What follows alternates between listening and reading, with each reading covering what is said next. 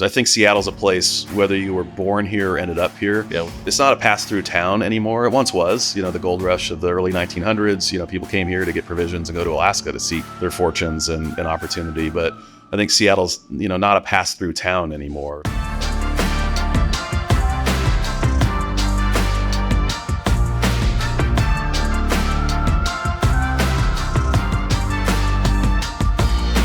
We're here today with Jon Scholes, President and CEO of the Downtown Seattle Association. We appreciate you taking the time and are excited to dig into your expertise.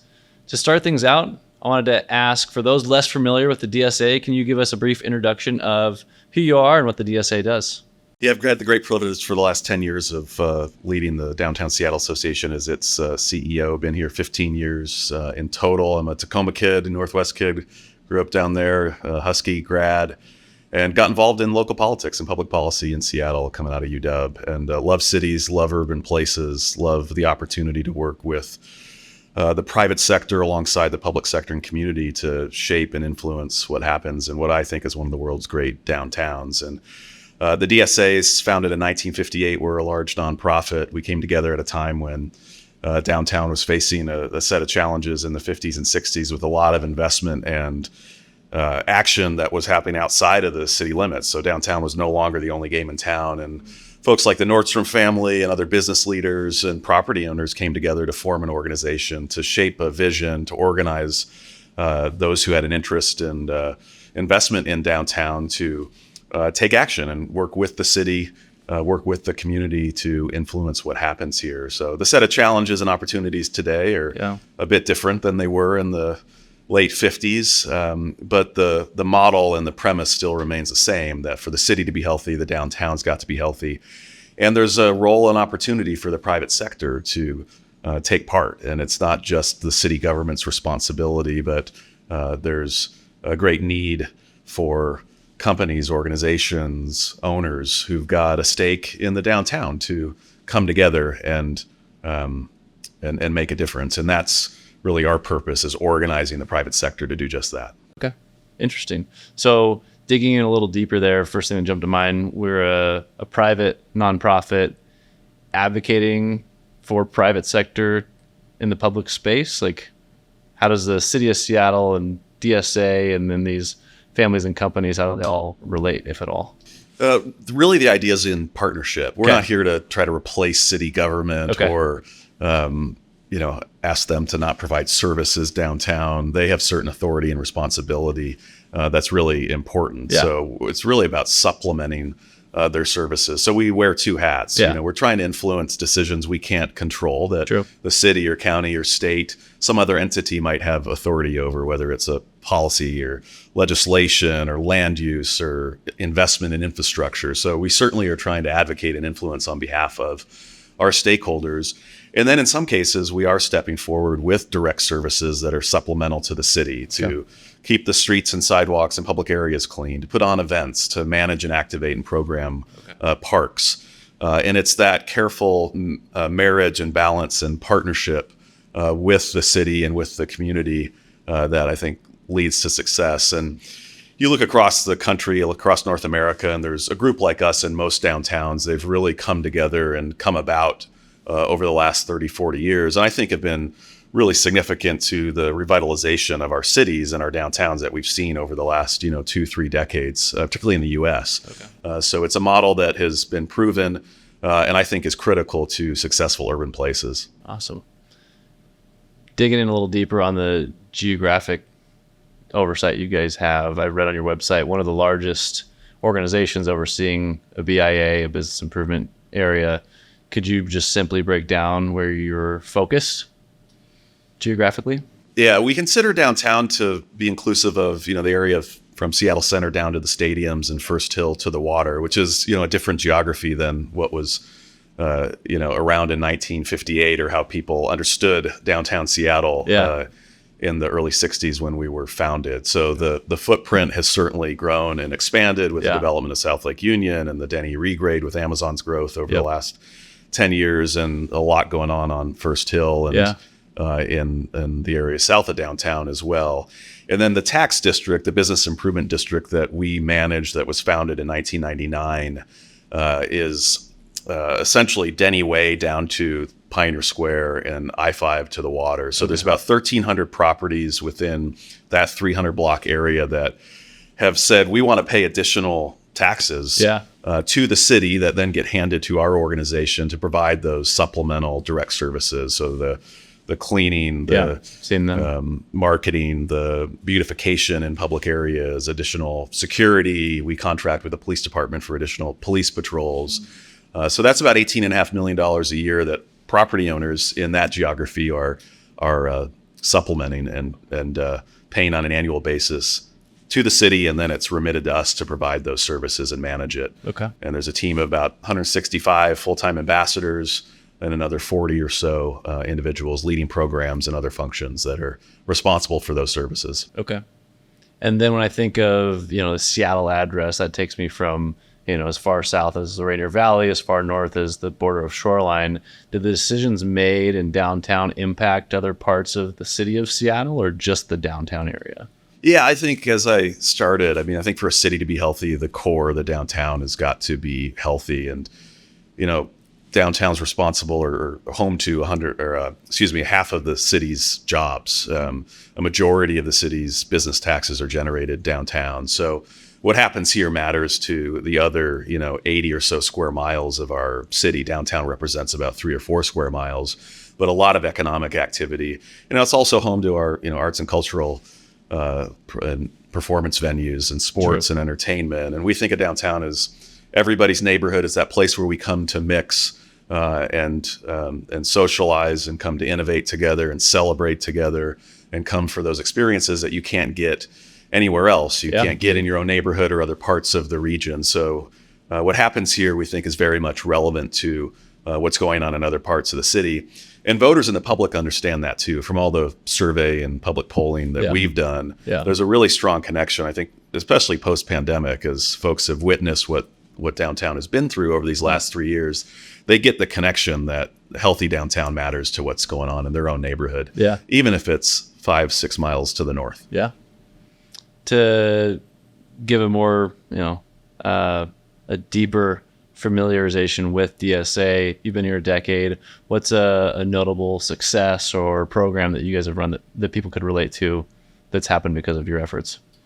We've stepped into the work of staffing, managing, programming our downtown parks, which for many years were often underutilized spaces. Think of Westlake Park and Occidental Park. 10 plus years ago, they were places at best that there wasn't much going on. At worst, they were home to illegal activity and people suffering. But they weren't places you went to hear music, to take your kids to play, to grab a bite to eat. And today, those spaces are activated. They're staffed by our team. They're programmed. We've got food and music, and during the holidays, lights and other things for people to do. They're beautified and spaces that are welcoming and inclusive to everybody. And we've expanded that program now with additional management responsibilities and staffing in Bell Street Park and Pioneer Park, which is at First and Yesler in Pioneer Square. So much more intentional investment and activation and staffing in partnership with the city. We have a contract with the city to provide those services.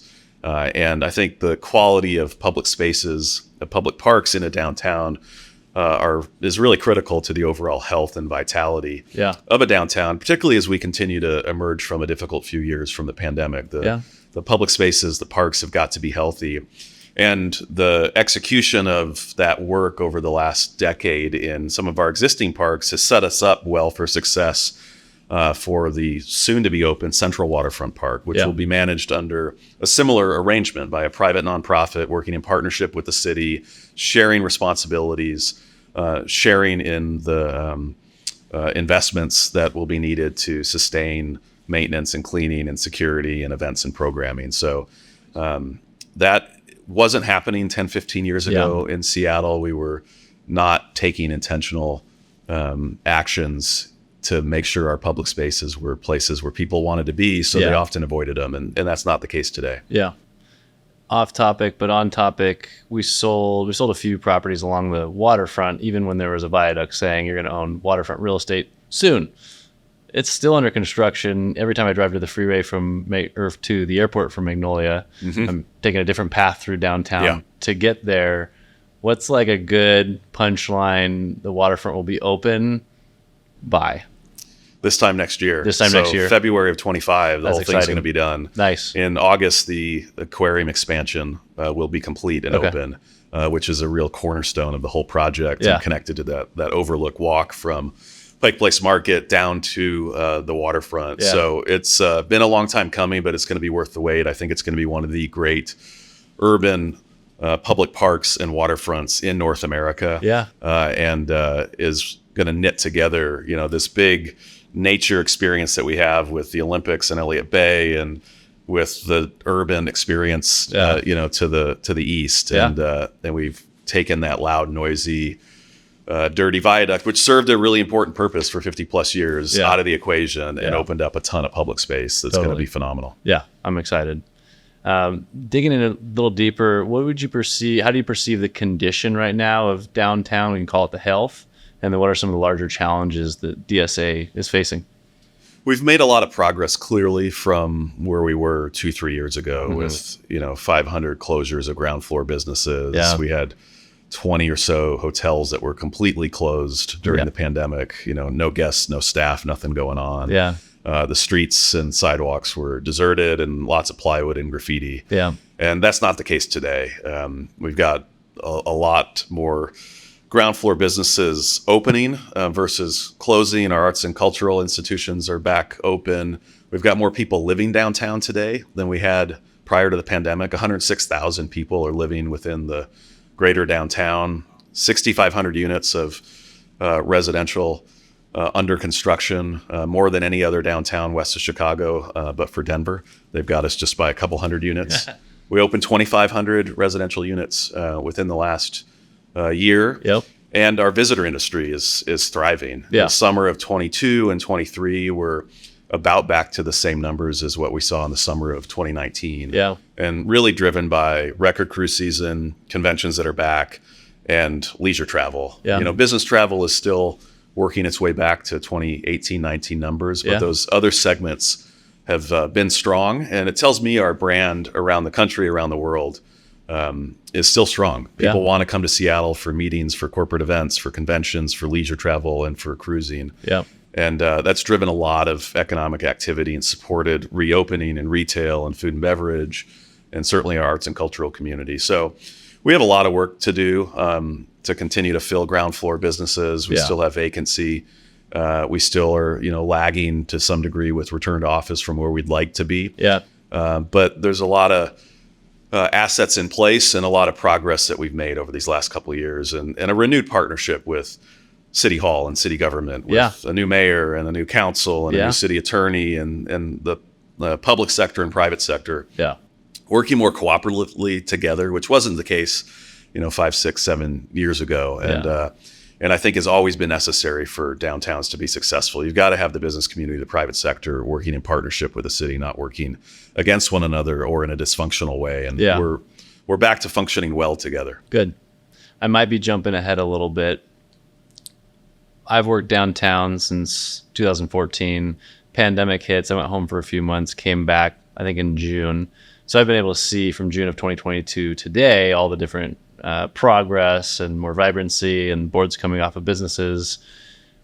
However, when selling apartment buildings and talking about the different locations in the city and what's working, what's not, although we're delivering a lot of new units downtown, they're not filling very quickly. We have more vacancy in this area than anywhere else, partially, I think, a little oversupply. But something I think we talked about in the pre-interview was there's people from out of town coming downtown. But there's not a lot of people in town coming downtown, especially I'd say some of our friends on the east side of Lake Washington. What are we doing to bring back locals?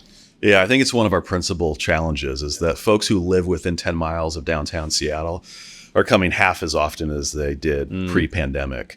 And so we've lost some relevance with the locals. And I think for downtowns to be successful, it's always been true that locals have to love them first. Yeah. And then everybody else, whether you're from Iowa or Istanbul, will also love them. Yeah. But you've got to build a downtown for locals. Yeah. And I think this was a challenge pre-pandemic where we saw national retailers and others pulling out of urban markets. And so there was less offerings to a degree for folks within the region to come downtown. Yeah. And we had increasing competition in other urban centers in the region, whether it was Bellevue Square and the Bellevue Collection or U Village, or neighborhoods within the city like Ballard, which is a lot more active and vibrant and inviting today than it was 10, 15 years ago. Yeah. So there's more competition in the region, and we've got to be more relevant. We've got to compete better. And so we're in a phase of rebuilding. And there was a lot of retail, entertainment, food and beverage that came into downtown, in the mid to late 1990s when Nordstrom opened the flagship store, Pacific Place was completed. That whole deal and development came to life, and it attracted a bunch of other, movie theaters and food and beverage and national retailers like Nike Town and Banana Republic. Yeah. And so we had this renaissance of retail, and we sort of rode that wave for 20 years without adding a lot more to it. Yep. And then the changing nature of the retail market and industry that hasn't just affected downtown Seattle, but it's affected urban markets across the U.S. Yeah.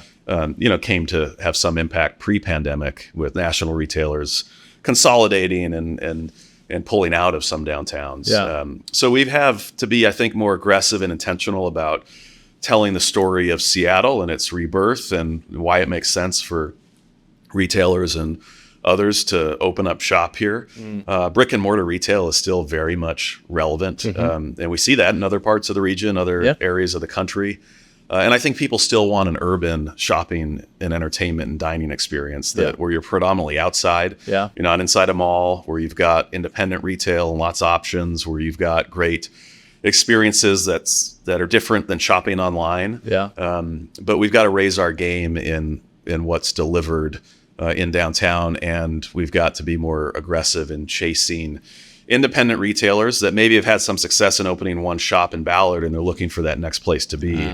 Whereas maybe before it was the opposite. They'd start downtown and go out to the neighborhoods. Right. Now they're starting there. And we've seen, Mainstay Provisions was a great specialty food place in Ballard that a couple started several years ago, opened one store, had great success, and they just opened a place downtown not too long ago. So we've seen this inverse. Yeah.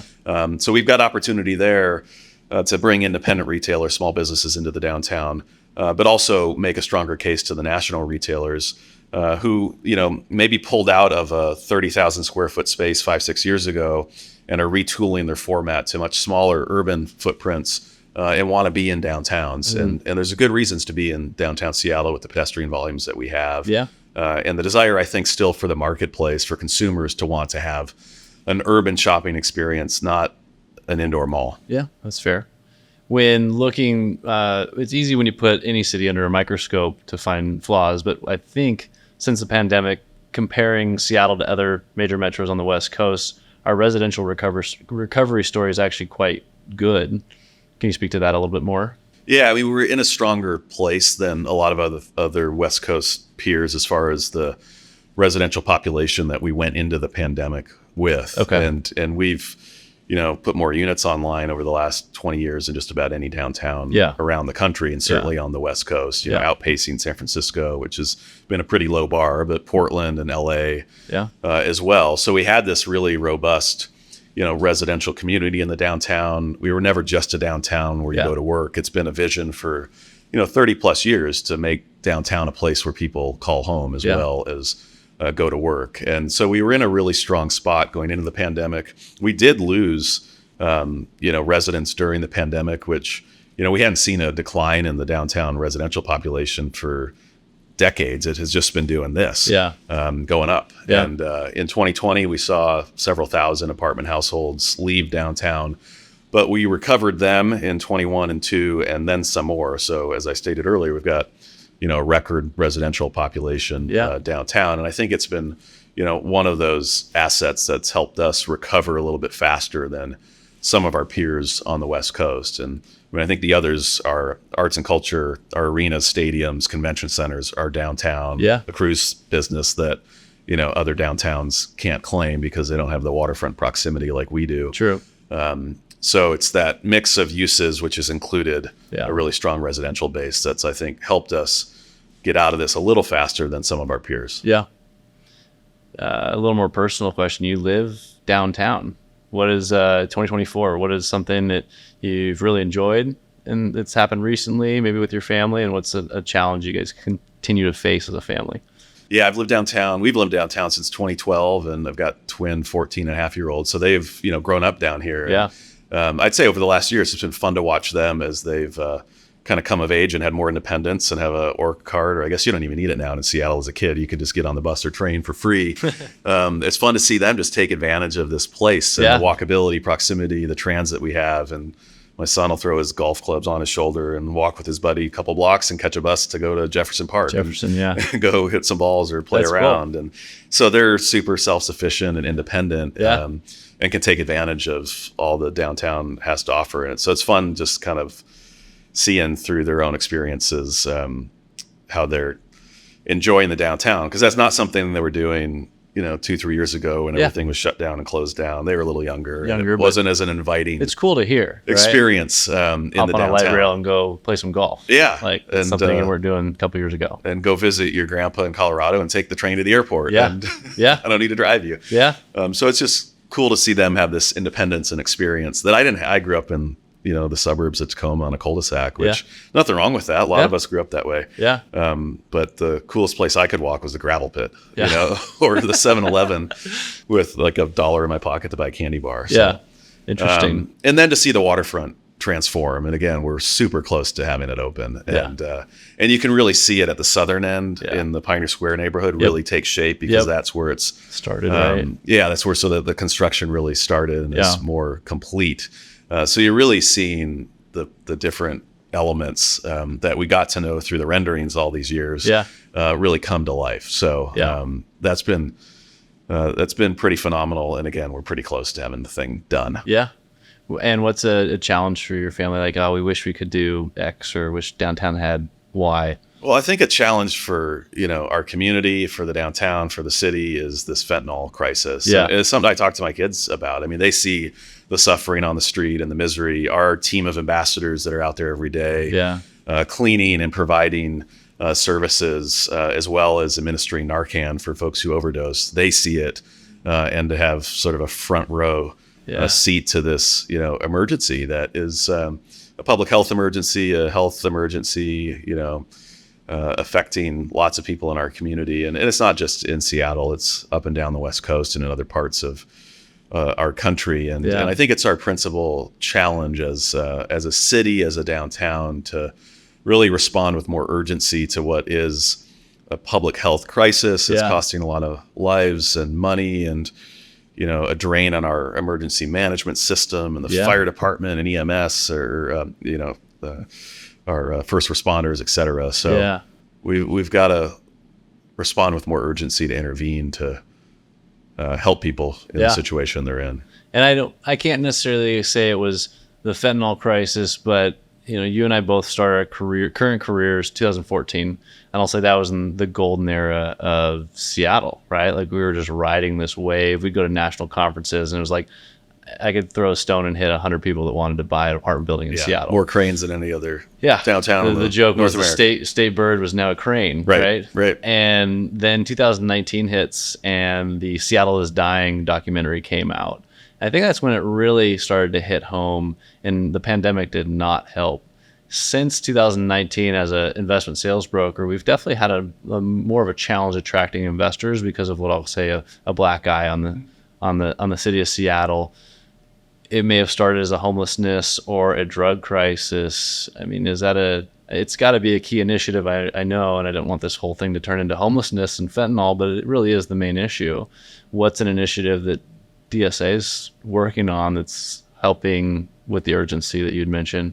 Yeah, I mean, we had a homelessness crisis certainly before the pandemic, and the pandemic exacerbated it. And then the introduction of fentanyl on the streets in the community in our country over these last 3-4 years has created a whole new level of complexity. It's a much more lethal, cheaper, available, easily distributed drug than heroin was. Yeah.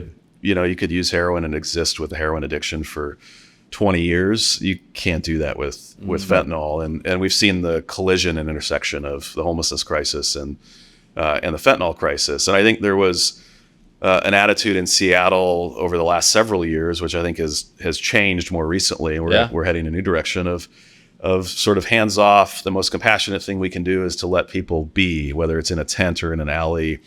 Let them exist outside and sleep in a park and use without any community intervention. And we've seen a course correction there where now it is against the law again to publicly possess and use drugs in public areas. And we're seeing the city take action. I think there is greater awareness among city and county government of this public health crisis. We're investing more than we ever have to create affordable housing, an emergency shelter. We still have a ways to go to, I think, adequately and effectively respond to this crisis. But we've put an incredible amount, a record amount of resources into play. And the public has been very generous with their tax dollars. So has the private sector.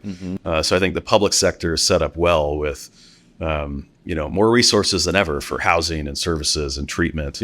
To really get a handle on this crisis and to reduce the suffering and misery on the streets. So, I think, Seattle and its brand and the city got beat up a bit during COVID. And I think some of that was earned and deserved because the public sector, I think, was, making some unforced errors, and there were some self-inflicted wounds in how the challenges through those few years were managed or mismanaged, giving up 6 blocks of a part of your city on Capitol Hill to, anarchy for a period of time isn't how any city should be run. And, allowing people to wander down the street and break windows without any accountability or to hurt and harm people without any intervention. And thankfully, we've turned a corner on that. And we've elected a new city attorney. We've elected a new mayor, a president of a city council that ran on a commitment to improving public safety, addressing homelessness, and moving our city and downtown forward toward more investment, more revitalization. They get it, and we've seen the progress of their actions. Good. If you had, the magic wand, the unlimited resources, what's just a quick tweet on what would be your plan? Like, this is how we could take care of this quickly. We need to intervene as a community. I mean, I think you look at what we dealt with during COVID, this pandemic that came into our city and region, and we responded. We acknowledged that if we didn't do anything, this would consume our healthcare and hospital resources and would spread and hurt and harm a lot of people. And the public sector and the private sector acknowledged that reality, and we came together and we understood that we had shared responsibility. We developed strategies and interventions. We reported on our progress to the public. We had all these dashboards that we could all see of, are we bending the curve? Are we bringing down the number of cases? Are we freeing up hospital capacity? And then we continued to adjust course and strategy if what we were doing wasn't working. And we need to take that same approach with this drug crisis. We need to be hands-on. We need to acknowledge that the status quo is awful for so many people out there. It's costing a lot of lives and money.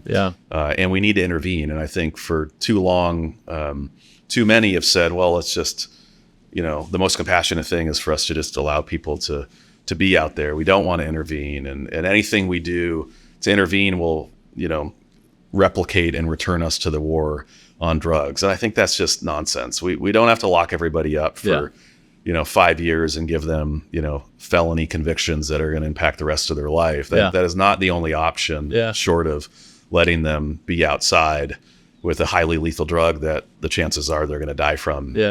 We can intervene in different ways, connecting people to services and treatment. Because if we don't, we're going to just see more people dying. And I think it puts the revitalization of our downtown, but also neighborhoods like Ballard and Capitol Hill and other neighborhood business districts at risk, because it spins off a lot of urban disorder that, if people that are making decisions on where to hold a convention or where to go out to eat or where to shop, they've got other choices, and they've told us repeatedly they don't want to deal with that. And they don't want to, wander through and wade through urban disorder to go enjoy a night out with their family or their relatives or their colleagues. Yeah. And I think we have to take that seriously. And so there's some economic consequences if we don't continue to intervene more effectively as a community. Yeah. And also there's moral consequences to a lot of people suffering and dying on the streets of Seattle. Yeah. So it feels, I've heard you mention a couple of times, that there's, I'd say, a new alignment between the mayor, city council, city's attorney. So it feels like, one, the pendulum's swinging back to hopefully middle. How do we make the most of this moment, right? With all of that, I guess, synergy. Yeah, and I think it's really a renewed alignment because it is how Seattle has gotten great things done over its history as a city. Yeah. And, whether it was hosting the World's Fair or supporting the, development and growth of Amazon in downtown. Yeah. The development of the waterfront park and the tunnel and the seawall that took, 20 years. All of those big moves have taken great collaboration and partnership between the business community and City Hall. Mm-hmm. None of them would have happened if we weren't working together and if it was a dysfunctional relationship. So we got off course there for a period of time, so it's really a renewed partnership. Gotcha. And I do think we're at this moment of a lot of alignment and consensus among what voters want to see, what City Hall has committed themselves to, and what the private sector hopes for in our downtown and across our city. So we ought to be bold in our actions and focused. I don't think subtlety's our friend. I think we have to move with great urgency to attack the drug crisis, to move more people off the streets inside, to support the conversion of office to residential and other uses, to aggressively recruit and retain ground floor retail and other ground floor uses, to go out around the country and around the region to tell this good story of Seattle to small businesses and others that are looking to, plant an investment and plant their flag in our community and take a risk and put their own, livelihood and capital at stake. We've got to be much more aggressive in going out to recruit them. And we got to make it easier for folks that want to make those investments to open a business, to get a permit, to, cut through the bureaucracy and red tape that often makes it, take too long for them to get their doors open and hire staff and welcome customers. Yep. So I think we need to be focused with good public policy and good governance. And I'm optimistic that we can do that and encouraged by what we're hearing from city leadership, while they were on the campaign trail, but importantly, now that they're in office as well. Yeah. I mean, perfect segue to my next question, which is, what's an early win? Council's been in place, 4 or 5 months now? What's an early win you've seen from this council and the alignment? I think the fact that they're back at City Hall in council chambers in person, that they've instructed their staff, which is their own legislative staff, but also the central staff to the legislative branch, to be back in person 4 days a week. I think that's important to how they work together. I think it sends a good message to the rest of city government that public service should be done in person and in public again. It's certainly good for the restaurants and small businesses and sandwich shops around City Hall. Yeah. And it hopefully encourages more city employees and county employees across the street to return to their offices. We continue to see an increase in the number of people that are showing up to their offices 3 or more days a week in the downtown, and that's important to... Do you have a rough number on the percentage? We're just shy of about 60% of pre-pandemic. Okay. So we measure it every month compared to that same month in 2019. Okay. And we've seen a steady increase over this last year. I think as we get into the warmer and nicer months of the year here in Seattle, I think we'll cross the 60% threshold potentially in May or June. And so I think the move they've made, and I think the way they've been working together as a legislative body and restoring some civility to City Hall again, both in the way they work with each other, but also the expectations of those who come to testify. And it's not such a circus anymore. Yeah. And I think that's a good thing for democracy and for our city. And a couple of weeks ago, there were some folks who showed up and took over the public comment period, and they're pounding on the windows after they got kicked out for being disruptive. And they were escorted out, and they were asked to be escorted out by city council members. And so I think Wow.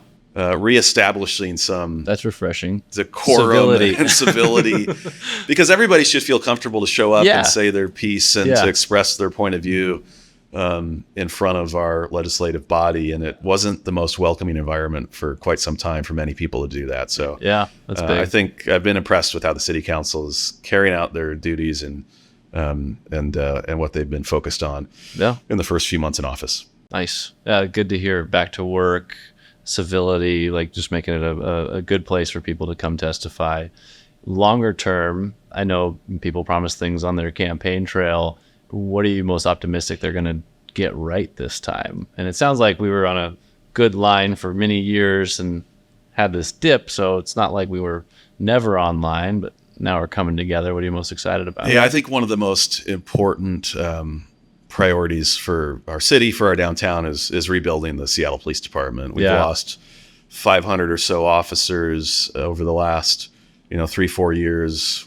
The department today is about the size it was in the early 1990s, when the size of our city in the total population, but also in the number of people that were coming here for events and conventions and cruise. We didn't even have a cruise business in the early 1990s. Yeah. So that was a different period as far as the level of activity. So our police department has gotten small as our city's gotten bigger. And for our city to be safe and healthy, we need a police department that's adequately staffed. And our city council and our mayor has been focused on recruitment. The city council in a few months will consider a new contract between the city and the police departments, Oh, wow. which is really important to paying our officers a competitive salary. Right now, the Seattle Police Department is number 15 or 16 or so across the state in entry level and average salary that we're paying to Seattle police officers. That's not adequate to support recruitment and rebuilding of the department. Well, especially it's got to be the most expensive place to Yeah, live in and the an state, expensive right? expensive city, and policing and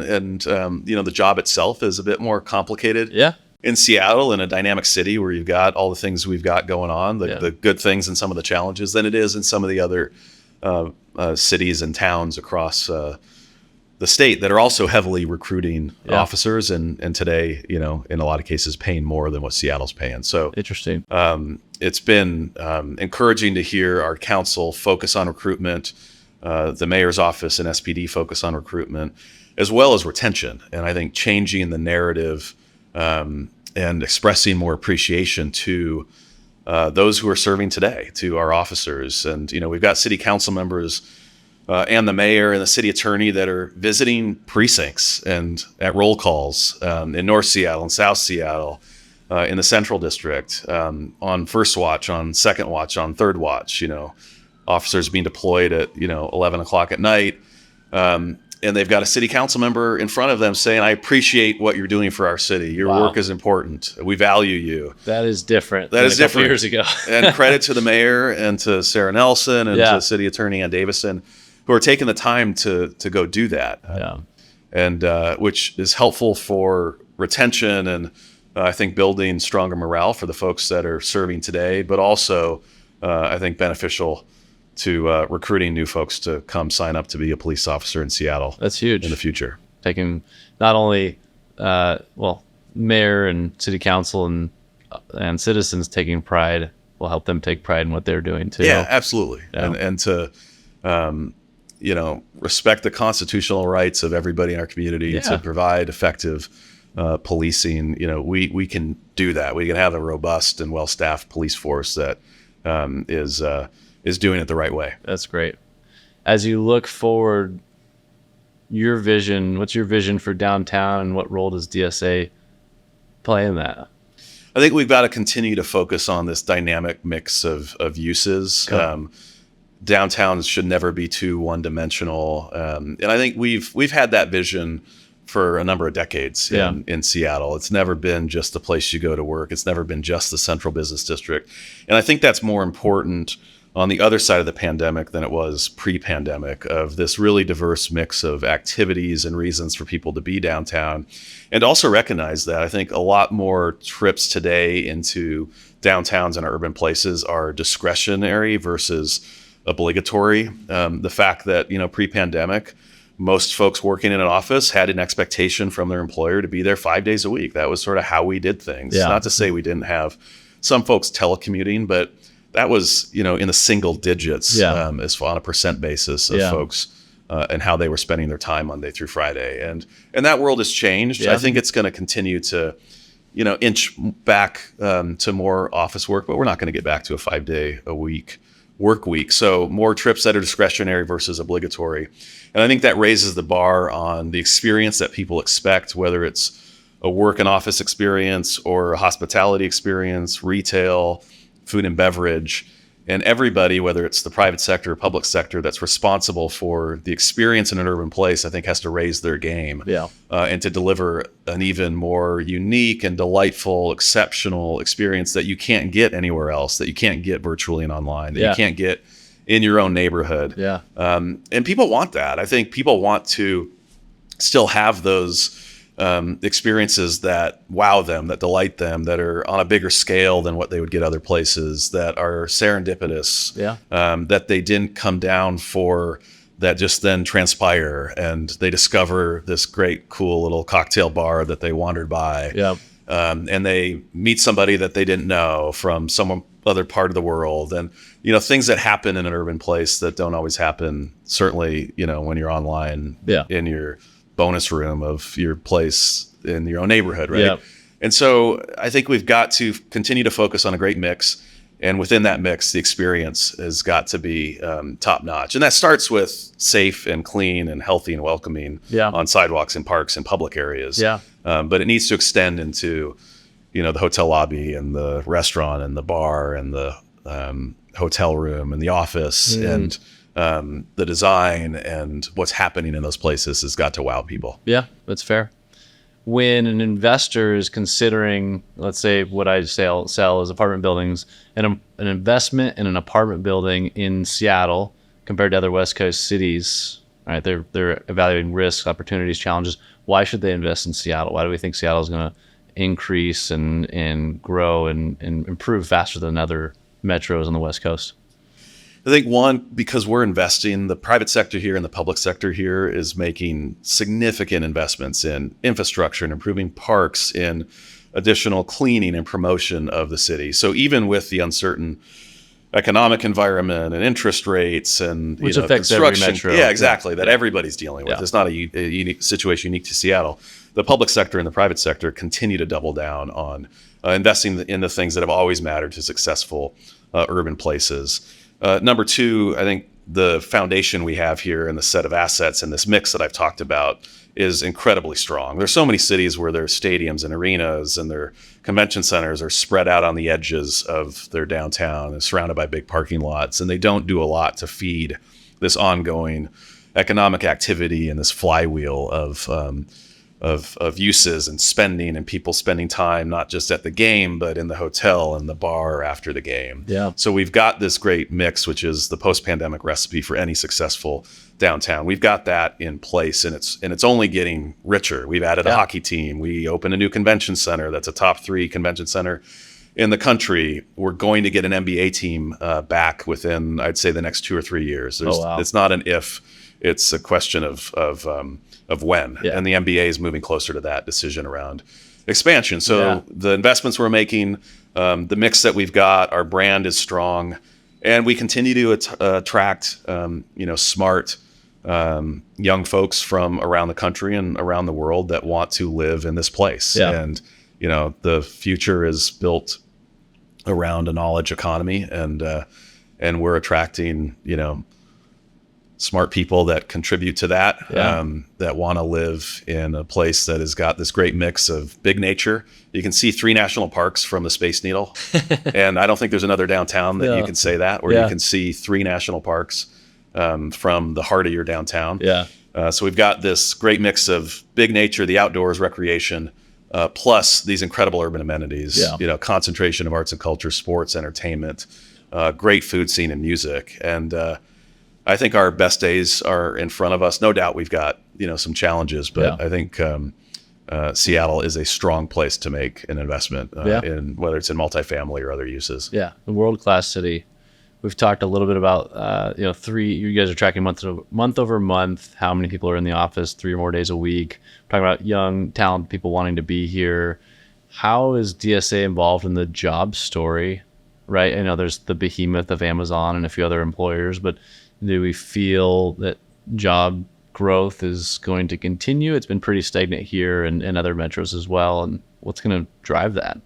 Yeah, I think we're fortunate to have a much more diverse economy in the downtown than we had 20 years ago. Certainly Amazon's been part of that and attracting other tech companies that have opened up engineering offices from the Bay Area. Yeah. They open with 10 people and they grow to 200. Mm-hmm. And we've got biotech and life sciences now, and the philanthropic community here has got a big presence, and certainly professional services, which has always been, had a strong presence in downtown, but a much more diverse economic sector than we've had before. But we've got to remain competitive. And so our perspective is we can't be adding additional costs and taxes and regulation to employers within our city that they may not have to pay in other parts of the region or other parts of the country or world. And we've got to recognize that we're competing with every other urban place that got knocked on its back during the pandemic